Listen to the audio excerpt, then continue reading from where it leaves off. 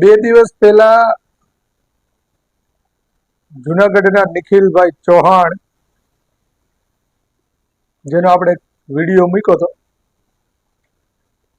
અને તે એક દલાલ વિશે ચર્ચા કરતા હતા અને એને એવું કીધું હતું કે તું સુધરી જા તો સારું છે. નગર પછી યુવાનો આમે ત્રાસી ગયા છે, તો ઘરે આવીશું, લાઈવ થાવું, તારા જે કઈ કાંડ છે એ ખોલશું.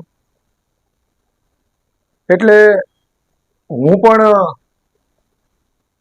આ દલાલ વિશે થોડુંક કહેવા માંગુ છું કે સુરતની અંદર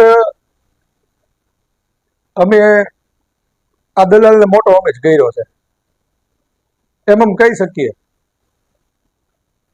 કેમ કે જ્યારે ગુજરાતના કોઈ ભાઈ એને નતા ઓળખતા ને, ત્યારે નવા નવા કઈક પ્રમુખ થયા હતા, અને ત્યારે અમે બધા સાથે કામ કરતા. એટલે જાજા અનુભવ અમારી પાસે છે. અમારી પાસે ઘણા બધા યુવાનો હતા. નામ આપવાનું ચાલુ કરું તો હું, મયુરભાઈ ખેતરિયા, શૈલેષભાઈ નાગર, શાંતિભાઈ નાગર, પ્રેમજીભાઈ નાગર, મુકેશ ભાસ્કર, રામજીભાઈ બોરીચા, વિજયભાઈ બોરીચા, કુણાલ રાબડિયા, ધર્મેશ ધારૈયા,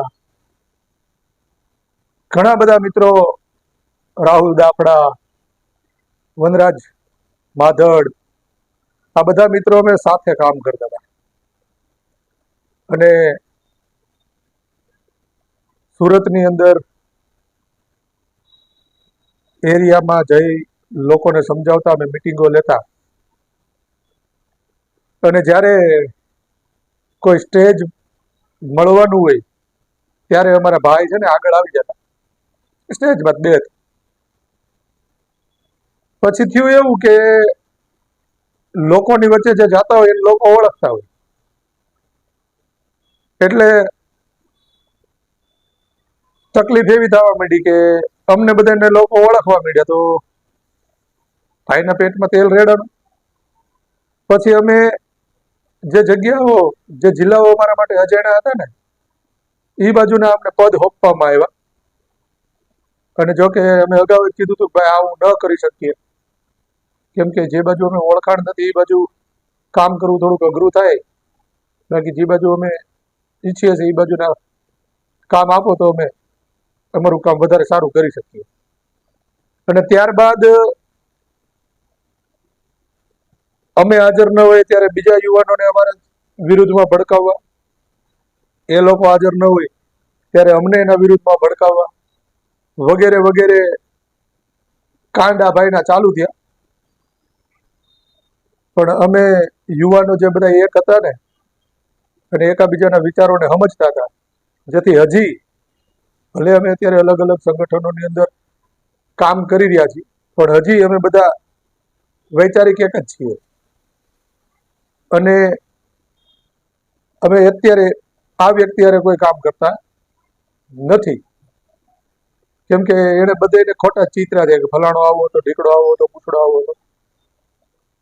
અને ત્યારબાદ નવા નવા માણસો સાથે જોઈન્ટ થવું, થોડો ટાઈમ એની હારે કામ કરવું, વળી પાછી ખબર પડે કે આપણી કરતા જરા ઊંચો જાય છે તો એને પેન પેન પ્રકારે પાડી દેવા. આવા તો કેટલાય લોકો છે. અને હમણાં જ થોડાક દિવસ પહેલા જ અમારા એક મિત્રે મને ફોન કરીને કીધું કે આ નમૂનાએ જેની જેની સાથે આવા કાંડ કર્યા છે એવા લગભગ 50 જણાનું લિસ્ટ અમે બનાવ્યું છે. એટલે હવે વિચારવાનું એ રહ્યું કે 50 ખોટા કે આ એક ખોટો. આ વિડીયો મેં એટલા માટે જ બનાવ્યો છે કે કદાચ જો જરૂર પડશે ને તો મેં જે નામ દીધા ને તમે બધા ભેગા થાવ. અત્યારે જો હું વિડીયોમાં એકલો જ દેખાવ છું, પણ ત્યારે એમ બધા ભેગા થાવ અને નામ દઈ અને ક્યારે ક્યાં કેવા શબ્દો બોલાણા હતા તમારી ભાઈના દ્વારા, એની પણ ચોખવટું કરશું. તકવાદી વ્યક્તિ અમે નથી. હાલ અત્યારે જે લોકસભાની ચૂંટણીને લઈ અને સુરતની અંદર જે ભાઈ ભાજપના દલાલ બિનહરીફ જાહેર થયા, એમાં પ્યારેલાલ ભારતીને પણ બીએસપી માંથી જે એનું ફોર્મ પાછું ખેંચાવવામાં આવ્યું, એમાં જે કાંઈ થયું હતું, જેને બીએસપી નો ક્યારેય બ નથી બોલ્યા, જ્યારે એક પત્રકારે એને પૂછવામાં આવ્યું હતું તમારી પોતાની પાર્ટી ક્યારે કઈ, ત્યારે પણ તમે વ્યવસ્થા પરિવર્તન પાર્ટીની વાત કરી હતી, વીપીપીની. અને અત્યારે જ્યારે આ પ્યારેલાલ ભારતીની વાત થઈ સુરતની અંદર, ત્યારે તમે બહુ લાંબુ લેક્ચર આપી દીધું. તો તમને જણાવી દઉં કે સુરતના મેઘમહારની અંદર જ્યારે 3 દિવસનું અધિવેશન થયું હતું ને, ત્યારે બધા હાજર હતા. અને એ જે બધી ચર્ચાઓ થતી એ પહેલા તમે કાશીરામ સાહેબનો પણ વિરોધ કર્યો હતો કે કાશીરામ સાહેબ પણ સમતા સૈનિક દળની અંદર કામ કરી ગયા હતા, અને કાશીરામ સાહેબ પોતે આ આરપીઆઈ ઊભી કરવાના હતા, અને પછી એને અચાનક આરપીઆઈ ની બદલીમાં બીએસપી નામ આપ્યું. તમે બેનજીનો વિરોધ કર્યો હતો.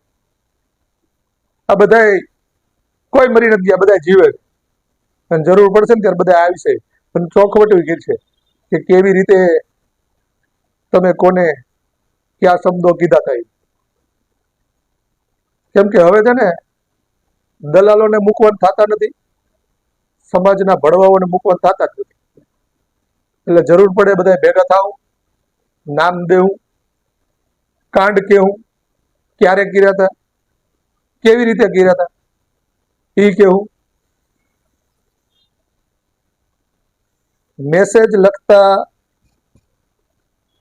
છાતી ઠોકીને કહું છું, મેં શીખવાડ્યું. એને ચ અને છ ક્યાં મૂકવો ને હજી નથી ખબર પડતી. એ જે તે સમયે કંઈક મેસેજ લખવો એટલે મને ફોન કરે, હું જાઉં, પછી મને કંઈક ફલાણો મેસેજ ટાઈપ કરી દે, એટલે ટાઈપ કરી અને એ વાયરલ થાય. બીજા દિવસે વળી પાછો મને ફોન કરીને કંઈક હવે આપણે આ નથી કરવાનું થતું. મને આખી રાત બહુ બધાના ફોન આવ્યા. એટલે કોઈ ત્રીજી ગલી ઓળખતો નહીં, બહુ બધા ફોન આવે ક્યાંથી? હું રોજ ઉઠીને જેની તેની યારે લમણા લઉં છું ને તોય મને એટલા ફોન નથી આવતા. મયુરભાઈ ખેતરિયાનો આભાર માનવો જોઈએ કે જેના લીધે તમે ફેસબુકમાં લાઈવ થતા શીખ્યા, અને જયારે શીખવાડતા ત્યારે હું બાજુ મૂક. એટલે ઓલા નથી કેતા કે માણા કાંટો કાઢે ને એનો ગણ ન ભૂલાય, પણ તમને મોટા કરવા વાળા જે લોકો છે ને, તમે એનાય નથી થયા. એટલે તમારી જેવા ગણચોરની હારે બીજી તો કોઈ આશા અમે રાખી ન શકીએ. પણ આ એક વસ્તુ છે કે હવે જ્યાં જોઈને તમારા ડળવાના કાંડ બહુ વધી ગયા છે, એટલે મહેરબાની કરી અને દબાવીને ઘરે બેસી જાવ તો સારી વાત છે.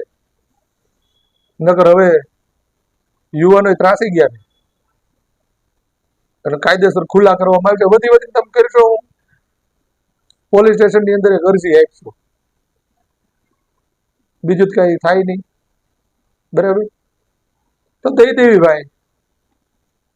પણ સમાજની દલાલી કરવાની અને સમાજની ભડવાયું કરવાની જે તમારી આદત છે ને, એને હવે અમે છોડાવી દેશું અને તમને ઘરે તો બેસાડશું.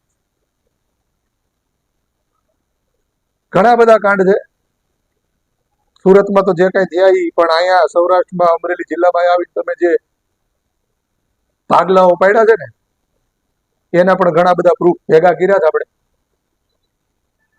જરૂર પડે એ હોતે સમાજની આમાં ખોલશું. એટલે તમારી દલાલીઓ બંધ કરી દો, નકર પછી ઓલી નથી કહેવત કે ન ઘરના ન ગાંઠના, પછી ક્યાંક જાઓ ને તો માણા ગાળું દે. અને મેં એમાં કરી દેવું જો તમે નહીં સુધરો તો. બહાર નીકળશો ક્યાંક બનાવો બનાવી છે કે સારા આવા કાર્યક્રમો થતા હોય છે, ત્યાં જઈને ઉભા રહ્યો કે લોકો યુવાનો સામે તેમ કે ગલે ભળવા ઘરે જા. એટલે આવી રીતે બદનામ ન થવું હોય તો દલાલીઓ બંધ કરો, ભળવાયું બંધ કરો અને દબાવીને ઘરે બેહો. જય ભીમ.